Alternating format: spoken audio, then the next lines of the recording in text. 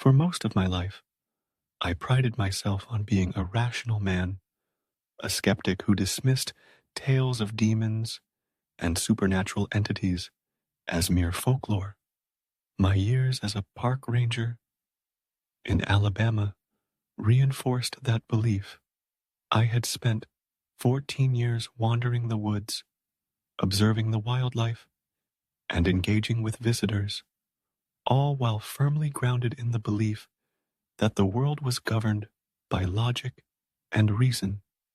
That was until the summer of 2013, a season that would challenge everything I thought I knew.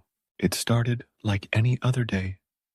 I arrived at the park, greeted the familiar sights and sounds of nature, and got to work, cleaning the visitor center, making repairs, and chatting with locals filled the morning hours. Each day was a blend of routine and the occasional surprise. A deer crossing the path, a family of raccoons rummaging through the trash. I loved every moment of it. Nature was my sanctuary. After lunch, I set out on my patrol, a habit I cherished. The woods were alive, vibrant with the rustle of leaves and the calls of birds. But that day, something felt off. As I walked the familiar trail, I heard a noise behind me. I turned, expecting to see a fellow ranger or perhaps a curious animal. Instead, I was met with a sight that sent a chill down my spine. A dog. At first glance, it seemed unremarkable, but as I took a closer look, the unease settled in. This was no ordinary dog. It resembled a Doberman, but its fur was completely black, and it stood on all fours at my height, an unnerving 6 feet tall. Instinctively, I took a step back, the hairs on my neck standing on end. I thought perhaps someone had lost their pet, but I quickly scanned the area for an owner and found no one. The air felt heavy, charged with an energy that made my skin crawl. Despite my apprehensions, I approached the dog, hoping to help. But as I got closer, it bolted away, disappearing into the trees with a speed that left me stunned. I reported the sighting to my fellow rangers, who shrugged it off as a stray. The rest of my shift passed without incident, but the encounter lingered in my mind like a shadow. Weeks passed, and I didn't see the dog again. Until one day, while on patrol, I caught a glimpse of it in the distance. It was sitting there, still and silent, staring out over the park as if guarding something unseen.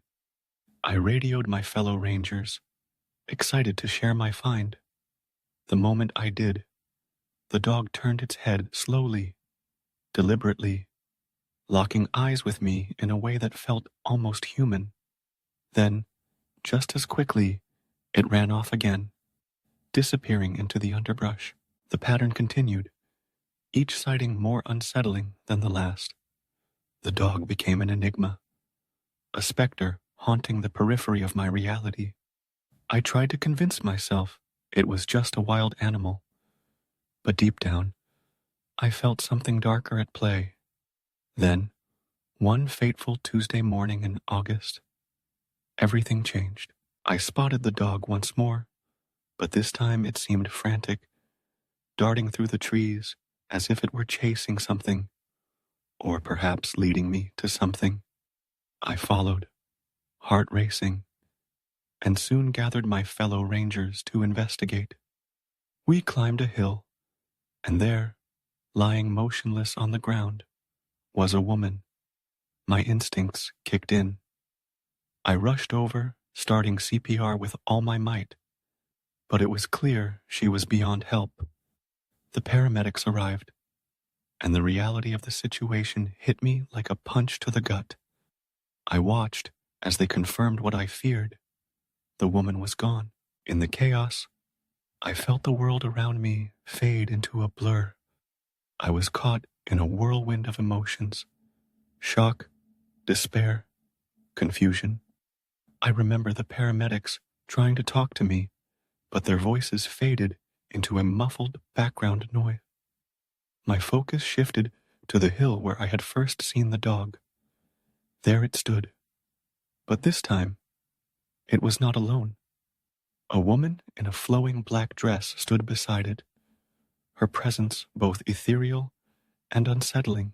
I blinked, and suddenly, the jogger's body was no longer the only one on my mind.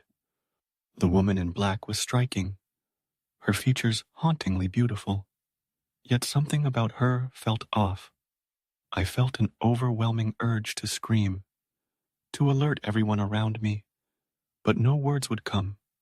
Instead, I pointed at the hill, my voice trapped in my throat, as I tried to convey the impossible. The paramedics looked in the direction I indicated, but they saw nothing. The jogger's body lay lifeless, but the woman in black and the dog were now walking away, fading into the trees. I stumbled up the hill, desperate to find Ham, but the woods were empty. I searched high and low, calling out, but there was no sign of either the woman or the dog. When I returned to the scene, I was met with skeptical looks and hushed whispers. The other rangers and paramedics dismissed my account as a side effect of shock, but I knew what I had seen. The dog, the woman, the jogger, they had all been there, and they were as real as the ground beneath my feet. That day changed me. I continued my work as a park ranger, still in love with nature and the wilderness, but now with an unsettling awareness of the unknown. I never encountered the dog or the woman again, but their presence lingered in my thoughts, a reminder that perhaps the world was more mysterious than I had ever imagined. The woods, once a sanctuary, now held secrets that I could not fathom, and the line between reality and the supernatural had blurred in a way that left me forever questioning what I believed.